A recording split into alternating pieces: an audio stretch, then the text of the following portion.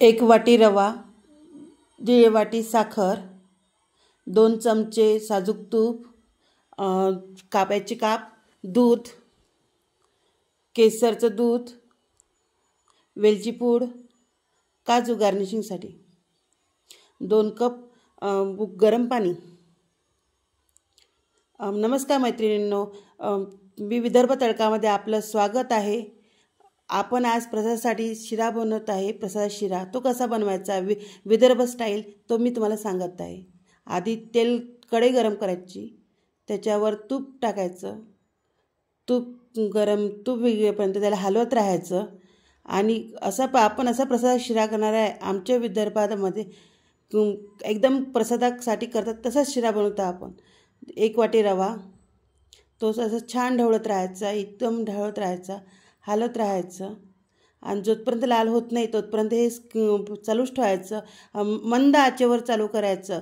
जर आपली कढई जर पातळ असेल तर ते आपण हळूहळू बारीक वातीवर करायचं, कारण की जर त्याची स्पीड मोठी केली गॅसची तर आपला रवा जळून जाईल। त्याच्यामुळे हा रवा खमंग होण्यासाठी आणि आपला प्रसाद शिरा छान होण्यासाठी त्याला मंद आचेवर हळूवार हे भाजून घ्यायचं आणि हळूवार जितका आपण हळूवार भाजसान जेवढा आपलं चांगलं शिरा म्हणजे रवा भाजला जाईल तो आपला प्रसाद शिरा एकदम छान होईल आणि आपल्या खायला सुद्धा चांगला लागेल। आता पहा मैत्रिणी, हा पूर्णपणे लाल शिरा झालेला आहे।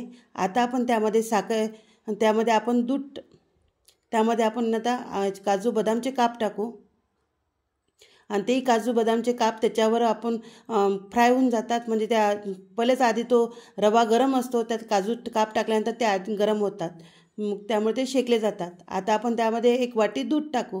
ते दूध असं पातळ दूध असतं, त्यामुळे हलवत राहायचं। जोपर्यंत दूध आटत नाही तोपर्यंत आपला चमचा फिरवतच राहायचा। पूर्ण ते दूध आटेपर्यंत असा चमचा आपला हलवत राहायचा। एक वेळेस ते दूध आटलं की छान स्मूथ सारखा असा रवा होतो। त्यानंतर 2 वाट्या पाणी टाकायचं। पाणीसुद्धा असं ढवळत राहायचं। जोपर्यंत पाणी विरघळत नाही तोपर्यंत हा रवा असाच आपण आटून घ्यायचा। छान अशा प्रकारे आटला जाते। जसं आपण ते पाणी आटत जाते तसं तो शिरा मऊसूद व्हायला लागतो। त्यामध्ये आपण केसरचं दूध टाकणार आहोत।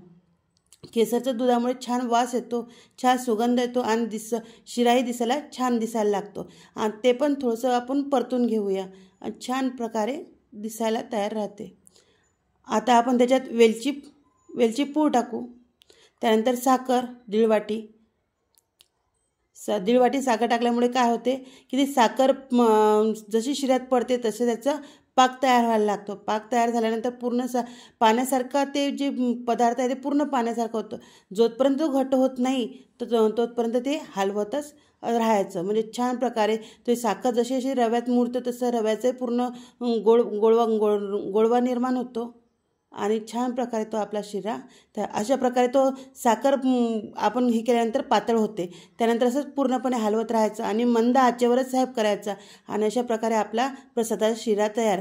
या मैत्रिणींनो, खायला खूप सुंदर आणि गोड असा छान प्रसादाचा शिरा आहे। छान। नमस्कार।